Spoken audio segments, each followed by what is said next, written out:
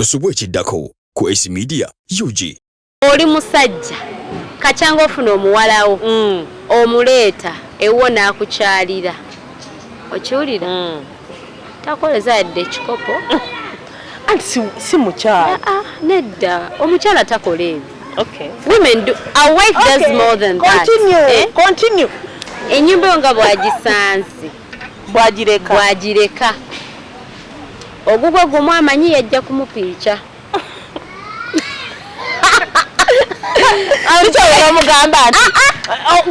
You know what? That is a useless girlfriend.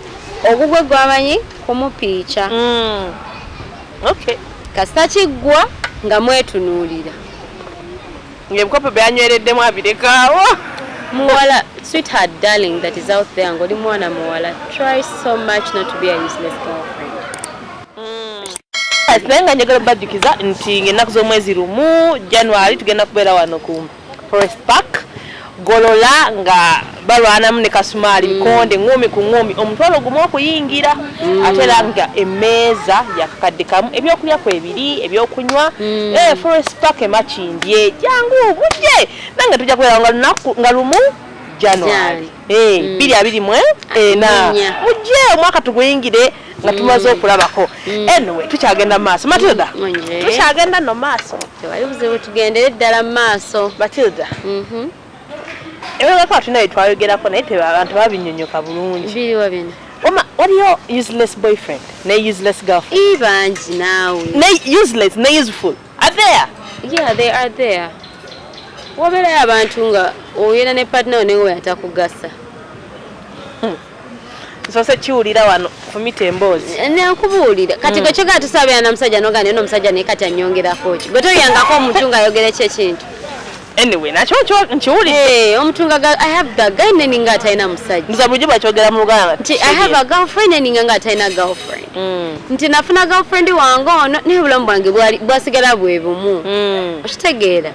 Kati how do you tell that someone is tumanya tutya anti oyo no useless boyfriend oba useless girlfriend. Kati omuntu tetugenda gamba nti no useless boyfriend kwange ebiseera ebisinga omuntu sigano abeera useless nze ndowooza abakale takwagala bulungi kubanga omuntu akwagala agezaako nnyo okukola ebintu by'obeera oyagala agezaako okukola ebintu by'okola ki by'oyagala bw'aba tamanyi wakiri yeewaayo okuyiga kati anotandika omanya omuntu ono ddala yalayika yoyo basiyeye remember nga we twagambe nti omuntu abeera yeetaaga omuntu taba katonda okumanya gwe by'oyagala abikole ayina okuba nga agambibwa akole ki ati akyuseemu baterezeemu kati omuntu gw'otegera nti no omusajja oluusi abeera very saakozesa useless but nti tali mu kwatagana tali mu kwongerako tali mu kwogerako okwongerako tetwala tutunulako nnyo nti mu ngeri y'ebyenfuna but emotionally do you feel their presence in your life? Wala olusi otubeera ne ba boyfriend ninga olyanga atalina na boyfriend ngosobola n'oba n'omusajja omulala nga partner otakimanyi nako okitegeera nti abantu balina ebintu bye beekola ebibaleetera olabika nga bali very useless nga tebaliiwo nga tebaliiwo you're absent. I know there are guys there ng'omuwala we yali agambyeko I feel you're absent. Sikulaba naye ng'obeera n'omuweereza ez'enviiri n'omuweereza ez'enjala n'agamba I don't have lunch n'oteekamu n'omuweereza I don't have money to go here n'omukwata n'omuweereza naye ng'era kugamba I don't feel you. Kiva ku ki? Ekintu ekyo kiva ku bintu bino wamma.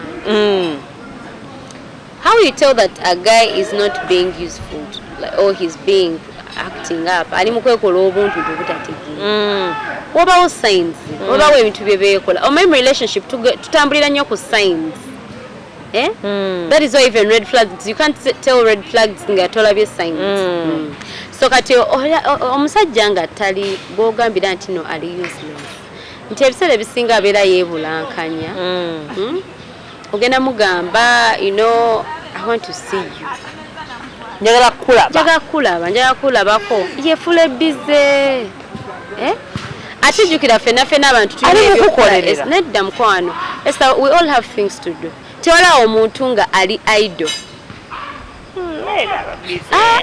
naddala kati ng'oli muwala ng'oli well established toyinza kwaga musajja ali idle ate nawe tobeera era idle but in relationships we create time tuteekawo akadde ofisa obudde you sacrifice something for your love ogamba nange my partner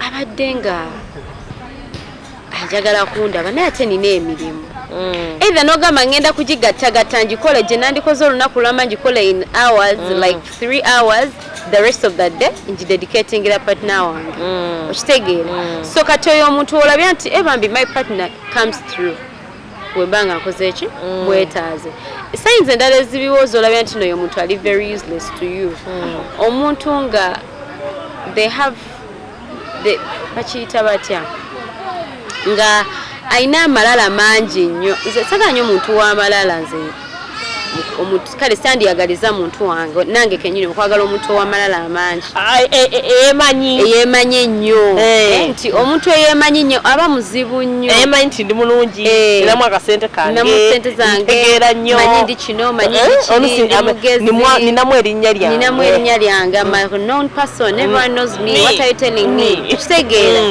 omuntu yabeera muzibu wakwagala lwansonga oba tusaa munene kuba yamanyi mulungi they know they are perfect kitegeera kati oyo omuntu era abeera useless boyfriend lwansonga I'm not going to be with you nga gomanyi tokola nsobi namanya ate nti ndi influential mu bulamu bwo nti nakugambako ku kintu kino n'okyusa nga gomanyi oli perfect people should normalize being imperfect kyekikufuula obeera human teri muntu munsi munali perfect era obeera n'omuntu nga akulaga nti ye ali perfect manya oyo taba partnerawo oba okitegeera boyfriend abeera useless abeera very selfish it is always about them ye mulamwa if it's not them we are not talking about anything ye waba ne grievances zoka ye mulina okuba ne kunjogera nti mubeeko ne kyemwogerako ye nga alina grievances olina kyewakoze naye waba nga ye alina kyeyakoze temulina kyemwogerako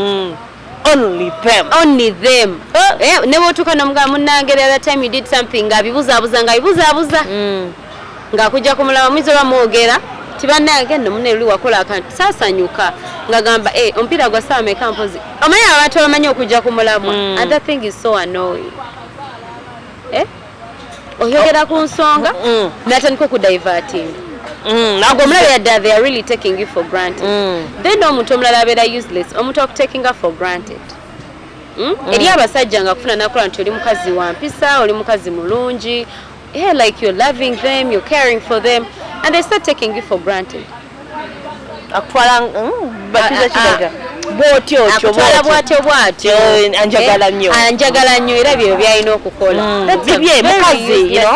mukazi alina okunjagala kitegeera alina okunjagala bw'atayagala nza nayagalani kitegeera bw'atayagala nza nayagalani kati oyo omuntu abeera useless kitegeera Esther oyo omuntu abeera useless omusajja nga takuwa time exposing your true self kitegeera bwogeza kati nga ffe ba Matilda abatali those humble people nze bwenfuna omusajja nandaga nti nno when I get very excited it's a turn off oyo tababa omusajja wange manyirawo ono nedda alina kwagalirayo no like omuntu akwagala ngali useful nga ze kugattako they embrace you for who you are bongerako bwongezi bakwongerako ekyo kyolinawo for instance my boyfriend nane Matilda mundekeze obayive nagamba njagala nnyo omukwano njagala nnyo okunjagala ate njagala nnyo okwagala okay yes so boyfriend wange knows I have a great passion in this kind of thing that we are doing kitegeera era when I told him that guess what I got someone that I can work with in this thing was like that is very good. Ochitegera, like they always call, like, did you go for that show? Why didn't you go for that show? Ochitegera, like, olaba ng'omuntu alina kyakola ki? Takwongerako. Akuwagira. Akasaako kuwagira. Alizo batanaba kukuwa sente naye bakulaga, oh, that is what you're supposed to do. They even give you, they try to give you knowledge. You do research. I think you should research on this. This is how you should present yourself. Ochitegera. Kati omuntu ngoyo lwaki ogamba tali useful. Like, just chingeza kugamba nti I used myself because I don't want to put other people's names and relationships in our show nga tebatuwadde lukusa. So kati nze atakinako nti sigenda kusowinga ne Matilda nze kennyini okweyogera nzolo kyogerako abantu kati omuntu ali eyo osolaba omwami wo okitegeera wamugamba oyagala tandika kutunda ngoye okitegeera nti naye kakyanga okyogerako takikubuuzanga nako okitegeera Esther ng'omuntu wamugamba I have a business I'm running njagala tandika tunda ngoye naye kasi wamugambako wakimugamba mwaka nga gutandika tukutuuse wakati oba tugenda gumalako tamanyi how your idea is progressing watandika tonnaba weetaaga ki okitegeera abami abamu bambi mutya nga mulowooza okubitubuuzako tuba twagala ssente zammwe no that is not the thing okitegeera oluusi tuba just twagala that support newaba nga si ya ssente naye just nomanya nti omwagalwawo ali naawe on that same page you're together in this nti ogenda mugamba munange want to start this business okay wafunye abakusuubuza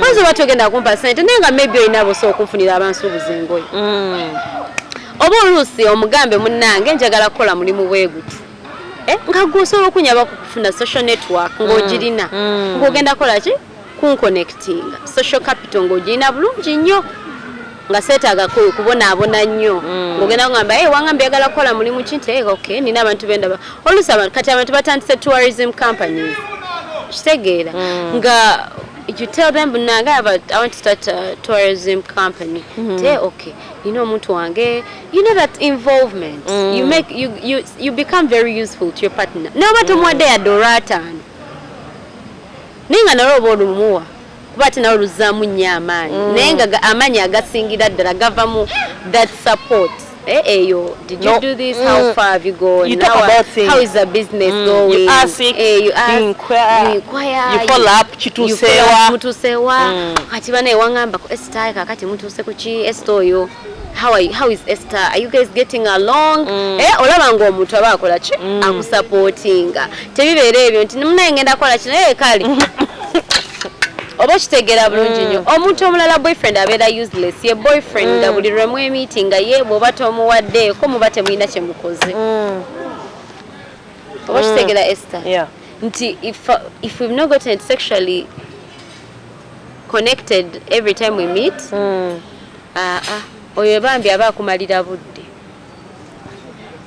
not every time you should meet your boyfriend mwina okwegatta kuba olusinga you just need their company abantu kwegatta nedda not every time you meet your partner mwina obanga mugenda ekigendererwa kyakola ki kyakwegatta muba mwina obanga kale oluusi mwetagana just kunyumyamu kumanya how are you doing how is everything going oba kitegeera ekintu ekirala ekireetera omuntu okubeera very useless omuntu obanga kwekanya ebyama nga partner walina ebyama bingi nnyo nobitegeera luvannyuma n'otandika bitegeera nga luvannyuma oba oluusi oba wakamanya kino ogenda ozukira ate waliyo n'ekirala takugambye emirimu gyakola tomanya ssente gyazijja oyo omuntu abeera very useless kubanga kati oba ogenda mugattako oti kwa naffe tetwaganya obeera mu relationships nga just tuli awo twaganya obeera relationship ng'oli contributive olina ogenda mugattako nawe ogenda wuliranga omukyala w'omuntu nti ye kasita omwami awulira nti abalaba otandise okutapinga mu buyinza bwe toli mutapinga like sente ozijjawa I need to know what my partner does for a living ondeetewa n'enkoko nkulaba ovuga Harry lwenkya waleese Benz sente ezagula ez'emmotoka wazijjawo okitegeera akola anti ogwo omulimu ogwo oyinza oba toyagadde kuŋŋamba ng'oli deals zo sizimanyi kale nimba nti olina kyokola tell me oba you have you run multiple businesses. Bagano bakatayimba. Tell me that you own multiple businesses. That is not like what about wengeri? Like what waina bawo byamabiyitiridde. Nti ngina natuko kubuza banange kikate kigenda maazo simanyi. Nti munange ngatume nageje obuza mwami wa emirimu gitambula kite kuba tugimanyi. Cha Esther. So eyembera netino jeja. Abantu abo tubirenga tubetegereza kubanga useless boyfriend osolo mwejjako ng'obudde bukyali nga tunaba getting us so connected and attached to so them. Close to them osolo mwejjako nga bukyali olw'ebyo ebintu byajja nga yeekolaakola in the due course of the relationship oba okiraba then also muba mulina otunula into your sexual preferences oyo sex nayo litumwogeddeko like akola kyoyagala gwengo omukyala is it delivering sexually kubanga wanabeera nga ta delivering sexually noyagala okufuna sexual satisfaction nga tomugala ate ng'oyoka ozunga abweru nga bakwata mu bwenzi ate ng'ofuka omukazi omwenzi ate nga bakwogerako kikazi kyenzi kombe kati bw'omufuna sexually ng'oyo atakumatiza osobola okumwejjako nga bukyali ngoyo takimala ngoyo n'omuntu nga tekigwa wamulya nga takuggusa nga you get another partner gowulira nti in that department maybe they are trying oba omulira nga tagguka nga naye omugambako era tatereezaamu because not every time tuwona ofuna omuntu nga tagguka oveewo ogende omulala oveewo omulala but there is that bit of communication aba atagala kuyiga wabawo baba batayagala kuyiga nti omuntu so mugamba I don't like it that way I like it this way era ye nakulaga nti alemera eri gy'otayagala kati oba onaamukolera ki at the end of that day agenda becoming irritating togenda kunyumirwa moments zammwe ng'oli naye it gets boring and at the end of the day the relationship dies out oba kitegeera omuntu omulala abeera very useless nga omuntu tafeelinga comfortable kulaga mu mikwano gye omanyi mikwano gino olaba buno obuntu bwe tuba tukola bino nti tugendeko talina wakulaga mu mikwano gye ng'ate tewaliwo nsonga omanyi gweko omukazi gwalina mu bulamu kyokka oba aba omuswaza mikwano gye ati kati awo otegera nti red flag tolina banaye anayinza okuba ali awo nga naye wennaalaga matilda tetunaba kwewasa alinza akumala nekuwasa okundaga kiyinza obutabaawo but otambulako nange kale nti mu bifo ebiri public siri wakiro nti gwe okutambulako nange wena kulinda nga obudde buzibye abantu gye baliyo otegeera alinda omuntu obumala obudde bumala okuziba era oyibambi abeera very useless era oba olina muvaako oyakulinda obudde bw'oba teyagadde muvaako manya things will not go well era at the end of the day it will not work out kubanga ebintu the primary things of the relationship temulina mu bikola like just taking you out for a lunch somewhere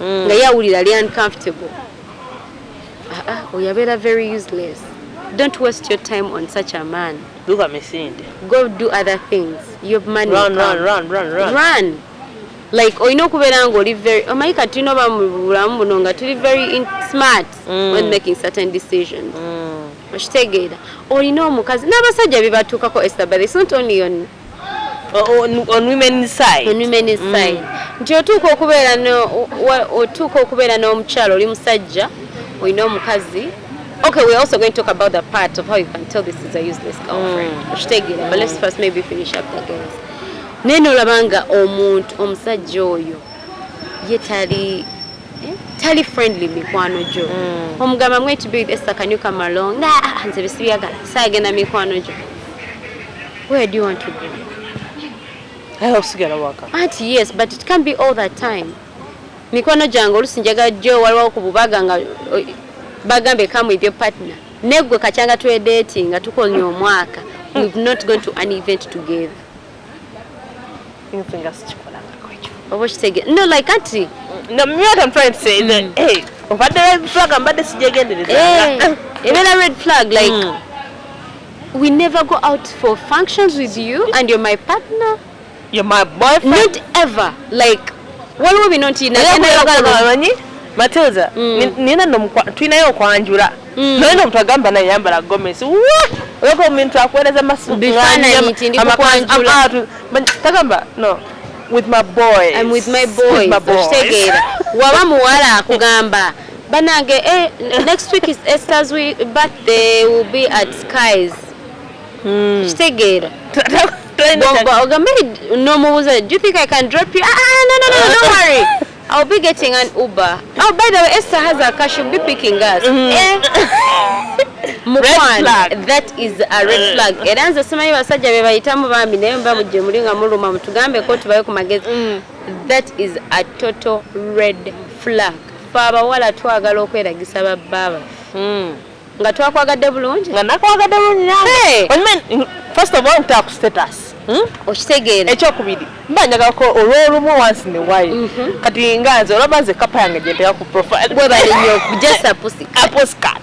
Kati obamu omwami nga nkwagadde naye basitaddeeko it's a red flag era omanya n'omuntu.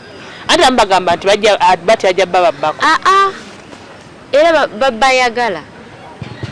Abantu bamusigudde. Era bamusigula. Gwe oteekayo omuntu omwagala. Na mukwano gwo nga yakusigulako omwami wo. Do you know how it hurts? Let me tell you. Omukwano gwo okusigulako omusajja omanyi oyo abeera sitabadde musajja wo Esther. Nze mbeera neŋŋamba Esther Katonda tatuwa bantu babi mu bulamu bwaffe. God doesn't do bad things. But the moment someone comes in your life and does a bad thing to you, then know that is a good message from God. Katonda agezako kugamba oyo nno wakwanidde kyaliwo ajja kukola n'omukozi olwo abakozi bonaleeta olwo mikwano gye ginaavanga mu America giza okukyalirako giddayo nga giri miguluka eyo. So you run. Oyo manya that is a red flag. This is not my man. This is not my partner. This is not the man God wants for me. When you get in that kind of space where someone is being inappropriate like that, you need to be very careful. Yeah. Ways, those are all signs of a useless partner, a useless boyfriend. Oli mwana muwala ne boyfriend wo tamanyi na kizigo kyo sente kyesibula. Akanya kulaga nti no, like they really love to appreciate you. Oh, you look so good. You look so nice. Very nice looking. I love your hair. Oh God, you did your hair. Where did you do? Takuwanga yadde emitwalo 5. Ntigenda okwata zino sente osobola bakusiba enviiri. Ne mmena kuzanga bagala ebiwedde mate. Nedda. Nkubulire Esther bana basajja. Nze mama wange lumu nagenda ne mugamba. Namugamba mami challenge gye nfuna mu basajja bano. Abasajja tebeetuma. Jukira ffe. Tukuzengola bataatawo yeetuma. Ngola mami wo bamukolera ebintu.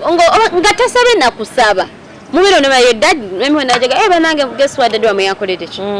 No molusi nga tamaze na bibagamba bamuli omugeza your father has done something for your mother. Kitege. Ningamba my mom mami ne my challenge nje ofuna mbano bagayi. Agayite beetuma. Mama mnangamba abasajja bakuza mu ngeri ya njawulo. Oba ino kola ki? Omugamba. Unless omugambye n'atabako kyakola n'atakyusa, then that is when you know. Ashitege. Oba bola bosanga nga wotetuma naye tajja kunyiga. Anti kakati. Kati muwere mwoyo katemba. Kati ffe tuli mu kubagamba. Mu abatulaba. Bw'obanga oli mwana muwala ng'olina bbawo alina byatakolera ng'oyagala abikolere. Mugambe. Talk to him. Mugambe ssebo. Nze njagala nyumirwa nnyo ng'osibisiza ku nviiri nawe guba mu mwaka n'egiba emirundi 3. Nyumirwa nnyo ng'onkoleddeyo ku kintu. Nyumirwa nnyo ng'ombaddeyo just out of the blue n'olaba eyakagatta akanyira n'okandeetera. Me that is what I consider as love. Nyumirwa nnyo beera onongulira n'ogenda mu dduuka you go to a lingerie store and you buy me knickers and bras and buy me something sexy. It is okay. You've seen he has put in effort. Okay. Hey, what ebintu so batebinza njaba nabyo mbitereka bulungi nnyo ngabe ebyo ebintu bange yakola ki ye yabingulira. That is very very very important. Nina kubira atamaino tuli ku show. Nantu bano banange. Anjifuda busy. Asigalawo mwani. Kati abantu ngabo like abami abamu balina okubaga oba ino bagamba bambi omwami wo si malayika teyakula naawe teyamanya system wakulira bw'oba tali mukola bintu bimu tell him bw'omulaba akifindinga offensive oba takyagala oba tali ready kikola ng'omuleka namuyita kalema oba okiraba alemeddeko kankwate bana hello bankubireko eddako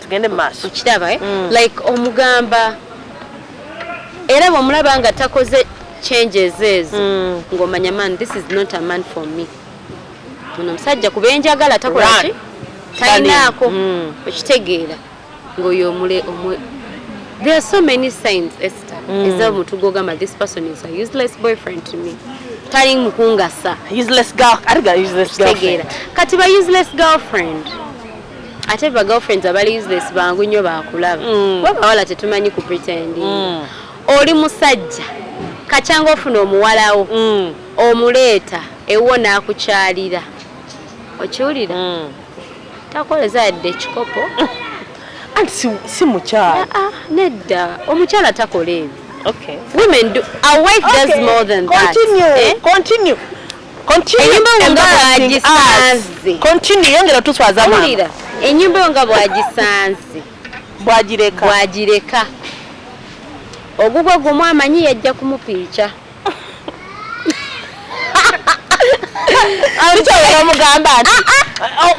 you know what that is a useless girlfriend ogugwe gwamanyi kumupiica okay kasita kiggwa nga mwetunuulira ng'ebikopo byanywereddemu abirekaawo muwala sweetheart darling that is out there ng'oli mwana muwala try so much not to be a useless girlfriend okitegeera oluzungu tebalutegeera bambi gezaako nnyo oleme kubeera mukyala atagasa musajja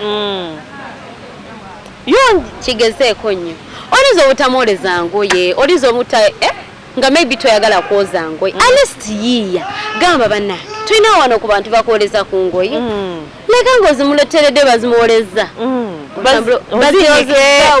omugamba naye mwala bwajja like a man ayina okufuna omukazi obulamu bwe ne bukyuka abamulaba eyo wabweru ne bagamba ne gundi ono yakyuka leka yafunayo ku mukazi kuba abasajja babibagamba baga gundi eyo ngenda kuzabeera smart yafunayo ku mukazi okiraba like that kind of presence you need to be present in a man's life oba okitegeera abakazi omusajja wotegeera nti omukazi ali very useless to you they are never involved when you're having sex with them tebabeera involved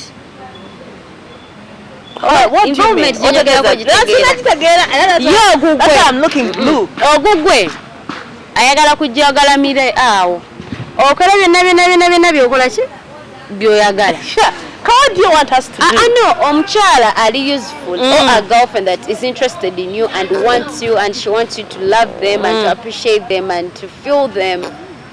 When you're in that moment, they're involved in every activity that you do. Abasajja benakuziza omulaga nti oli involved ndagamba wano mnafunye malaaya anedda mukwano era oyo abayaga era kati naye omanya abamalaaya bamalaaya yabategeera ati no, like you start all this stuff. Oba olina okubeera very involved. Era kati era walowooza byomanya tabadde yeye. All those are signs, Esther. That is a red flag. So ayina kubeera involved that, yeah. Ayina kubeera involved in a way that don't just be a mannequin. A sex toy. Sex toy so zuri. Nesibimanyi gwabyo. Bana abazungu bagenda ne bayiya buddolo obukazi be bateeka abasajja ne bakola ki? Ne babubeerako. Nkugamba. You go on. Kakati don't be a sex toy omusajja ajja gamba this ogwaliddu. Ogwali akweko amalirize atambula agende. Good night. Good night. Like you have to be involved. You can man, like there's so many things you can do at that particular moment. Tuwulira, huh? Kati era yagandaga.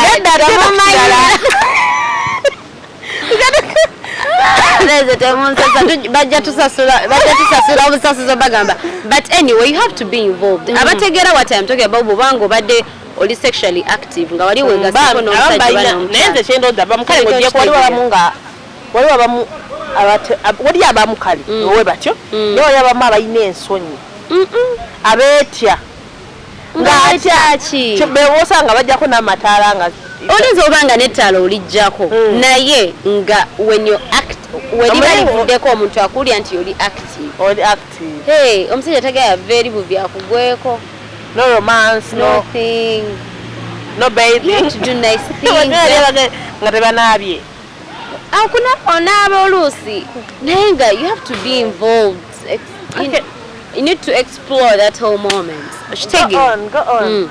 Omuwala omulala gw'otegeera nti n'omuwala oyo ali very useless abeera nga takuwa budde okitegeera Esther aba mikyala byekwaso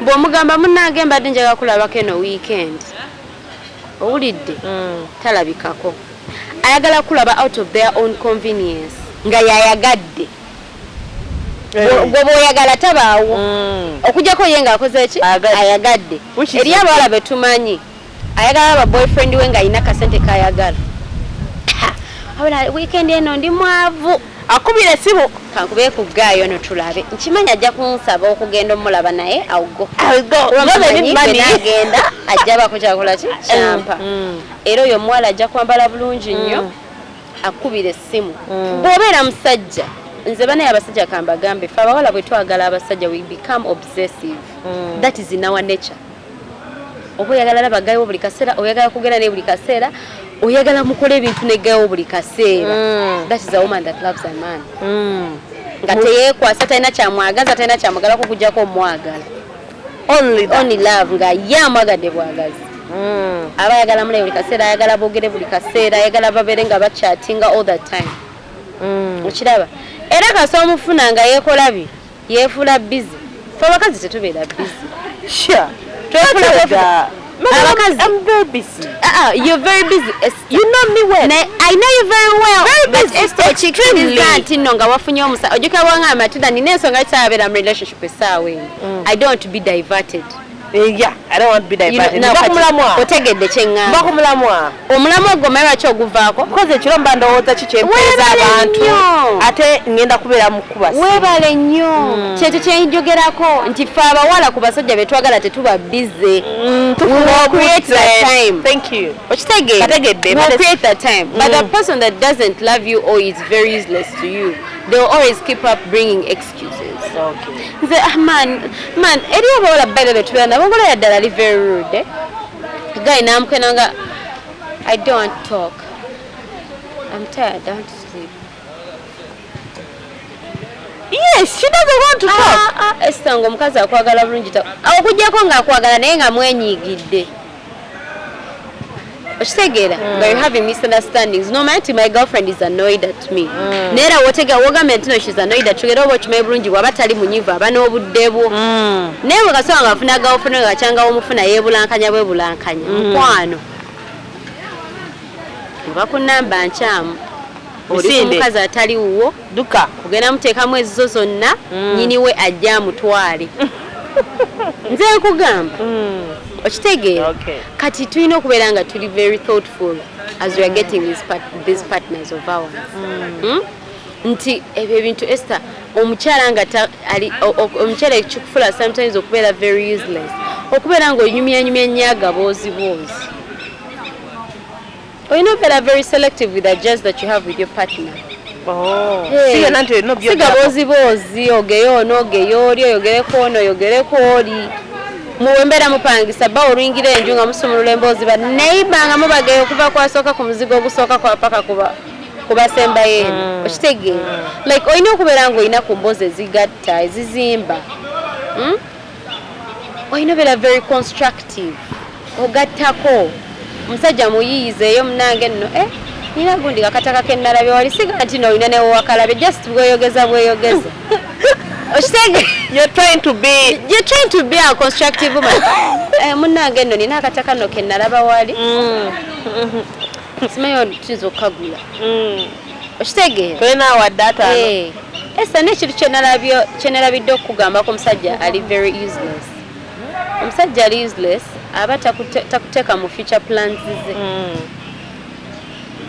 buli wayogera gamba I not we omusajja njagula bweti njagula future plans ze.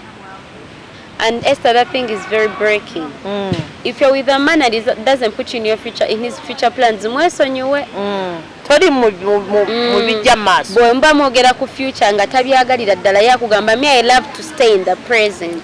Why should we think about tomorrow when we've not even exhausted today? Mukwano, that's not a real man. They are playing you, they are wasting your time. Today useless girlfriend. Nanti ne useless girlfriend chibeerawo. Ali awo tagata. Wamugamba ku byobufumbo gagamba I was thinking about we first wait call. Nze nizo basi nakwagala ku. Anti kati ezo zonna signs tuziraba lwaki oba omuntu oyo omanya ati kata useless tali kugatta ku byoweetaaga.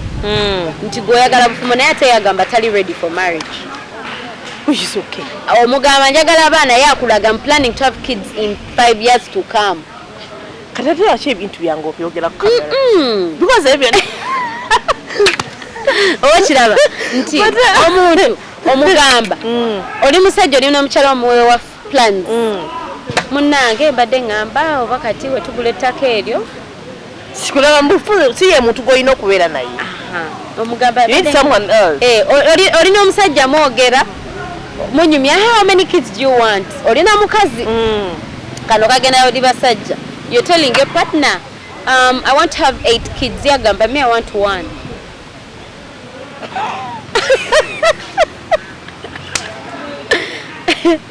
Okay. Hey, by the way, how many kids do you want us to have? I want 8. Yagamba me I want 1. Mukwano. Mugenda tukanga mwesika. Nekati 8 nga banji. No, just ngwadenga example. Kitegere. Omusajja azagamba I want to have kids. I'm getting married to have kids. Gwengo omugambye I'm not ready to have kids. I'm not ready. Sinaba kwagala kati ngera omusajja obeera ngo omusajja olimu amagezi oba leero obaza ng'omanyi oyo simbala yange. Alina banne. Ukwanga lwo nafuje abatannaba kwagala kuzaala era bwe bajja ne batuula ne beeraba ng'ebigenderwa byabwe bye bimu bakola ki bakwatagana kubanga mu plans zaabwe tubadde tunakwagala kuzaala lwaki maybe twetaaga omala okukola maybe maybe my career my what my family they think it's so soon okitegeera ninga career yange mpirawo okitegeera ekyo nakigamba okyo wakigamba ku career kati nze nange essaawa eno mba seetaaga muntu ayagala baana essaawa eno bw'ojja ng'oyagala abaana tuba tetugenda kukwatagana kitegeera kubanga byendiko byebiki bye bingi ate omukyala bw'otandika okuzaala toba na budde bwa bintu birala because kids take a lot of our time okitegeera kati n'olwekyo omuntu yenna ng'oli eyo weegendereze nnyo ebintu ebyo byokka si bye bibi bye tulinayo bye tulaba waliwo n'ebirala nawe gwe by'olina mu bulamu bwo gwatulaba by'oyinza okutunuulira nga biri relatable nga bye twogerako tebiri very different from what yourself you're experiencing ate oluusi n'omuntu nga si muntu wo omuwulira mubiri gwo Esther muba temugatta muba temukwatagana oba otya okukola ebintu ebimu around them oba olaba omusindiikiriza nnyo omukaka nnyo you push them a lot on so many things omugamba yagamba Z omugamba tugenda mu gundi akugamba kirala tugenda mu gundi kati ngoga neba naye tugenda kwatagana tya katugezeeko nnyo okulema okwemalira obudde n'okumalira abantu abalala chances zaabwe kubanga oliza okwesiba ku muntu nga si wuwo at the end of the day natambula nagenda kwoyo gwawulira nti we ate gwe nakumenya omutima naye lwansonga walemu okubala gwe ebibyo bye wali weetaaga yabirina teyabirina n'omwesibako olowooza ajja kubifuna tokaka nnyo mbeera abasajja bangi nnyo n'abakazi bangi nnyo ate nga buli mu nsi muno buli muntu alina omuntu we era ajja kati tulekerawo okwesiba ennyo ku bantu nga tutya okubeera ffekka tutya okutukyawa tutya society is not afraid of the unknown. What is society going to say? Society has their own problems. Let them mind their own Let business. them mind their businesses. Eri abantu abamu ng'ogenda mugamba navuddewo omusajja yeegombe okubanga asobola okufuna okukola decision eyo gye wakoze. Kitegeera nga they can't do it. Nkagamba I wish I could wake up and I also go. nze encouraging abantu kweta naye what I don't encourage kwesiba ku bantu. Esther, look at red flags and take them serious. Kubanga red flags be bintu ebitavaawo. They are very hard to change. Bwobola bamwala nga kulaze attitude y'obutakwagala tomwesibaako. Wabera red flags bananga amazima Katonda muguze Esther mbangamba red flags Katonda yazituleetera nagamba negayo omuntu ntoya sayine bava wa Katonda ntoyo omuntu eno toyina beera naye. Naye lwakuba Katonda alina ekintu kye yatukola mu bintu bita relationships Katonda atulekera ffe twekola decisions ezaffe. Okitegeera akuleka wekola decision eyiyo akuterawo olusaganda lw'abawala kati nagamba gwe abalonda bw'olonda omukyamu nakuwa all the signs. God shows you nakulaga nga kacyangu ofuna oyo omuwala ajja kukyuka she'll change. I know she'll be better. I know mama nga obufumbo gye bukoma okulaba butabuka kati gwolooza owuwo abagenda kukyuka gye butabukira kubanga the beginning has to be the sweet moment. Kati ate mu beginning mwemba temuli mu kwenjoying mbo omusajja amala n'akyuka abakazi bo tekikkirizibwa omukazi takyuka naye boni omukazi akulaga empisa embi mu kutandika abagenda banazo paka olwoli mukoowa completely omugambe you know what kiganye Esther genda ate era bwagenda ne bw'omuzza era aba bw'atyo takyuka. Abakazi tetumanyi kwebuzaabuza. We don't know how to fake love. Era essaawa yonna kaggwa kyokalazo zivayo ne zeeyanika omusajja fakinga for years. But for me, I can't fake it. I don't know. Men really know how to fake love. Neze kati bakyasaako fakinga mukwano. Oba akirabye edda. Mba nakulabye edda naawe. I know what I want. Nenga you can also look into other things. Gwenga gwe omuntu by'oyita mu relationship yo. Olabe ddala nti ddala omuntu ono gwendi naye amalira biseera oba ngattako. Bamuyita Matilda. Thank you so much guys. Senyiga akyamuluma. Si nnyo onyi. Naye era akyamuluma. Matilda tubadde mu kitabo kya mukwano nyongera obaddigiza nti ng'ennaku z'omwezi lumu January tugenda kubeera wano ku Forest Park ngumi golola nga alwana ne Kasumaali mujje mu bungi omwaka tugutandike mu style omutwalo gumu gwokka okuyingira then n'emmeeza ya miliyoni emu ng'eriko ebintu byonna so osobola okuba ng'oli eyo abasama bakomyewo nga banyumirwa ku kikonde abafaani bagolola abafaani ba Kasumaali nga gwojja onyumirwa nga lumu January ng'ekintu kikola ki kiggwa kitegete naye nga Joyster Fashion Store ono nno yateekamu ssente yatuleetera kubanga ate tulabika bulungi ne tunyumyanyuma nga mutulaba Joyster Fashion Store asangibwa ku Ham Shopping Mall main gate eyingiraawo ku floor number 2 yes enamba eri awo engoye zonna ziyina gwe omuvubuka ayagala okulabika obulungi ayagala okunyuma ayagala okujoga ayagala kugamba okubanga otuula mu ffe otujaamu si bubi you know yes you have to si bubi genda kawa Joyster Fashion Store akuleetedde ate kati akaseera abeera ati kulajjukira bagendako byalo abala bagendako ku holiday abantu bagenda mu bifo bingi ebyenjawulo okay so Joyster Fashion Store abimala naddala ebyengoye kitegenda izinenga Satellite Hotel Kisaasi Kyanja Road ayagala okwewummulirako ayagala okweyagala ayagala kugamba ayagala okwewummulirako balina hotel rooms ennungi balina ebintu ebirungi balina Satellite Health Club bweyagala ogendako mu gym mu sauna mu steam bath ebintu ng'ebyo ate bakocheza abalungi genda balina parking engazi ate era nga boolizaawo n'emmotoka so Satellite Kisaasi Kyanja Road buchimba China okay yes gendewo onyumire you know ate nga abamu bakati kapre naye kafena kasente katuli yes deals zandiga mutwalo gumu n'ekitundu n'okweyongerayo Kisaasi ate nga Brian yabadde camera we love you all mwena mbatumirako mikwano gyange giri Canada mikwano gyange giri US mikwano gyange giri UK bambi mwena n'abali Dubai ne Saudi mwena ate n'abali mu kutaka ekitegedde tubagala nnyo we love you all waliwo omuto mwogere mwogere nkwadde chance mwogere I want to send my shout outs atonsese waliwo omuntu aŋŋamba matira woogera ku sho tontumira bambi siri kutumira obadde omanja nkutumira kubanga mba nakutumidde lesimera wakiggwe paliwe nkutumira toweewulira but I want to send my regards to my friend he's called Tony yeah he follows Bambi Tony Tony he's a good guy Tony tukutumiddeko tumiddeko ne Brian akutumiddeko ne Kasibya akutumiddeko we love you all we love you guys so take much care we love you all bye bye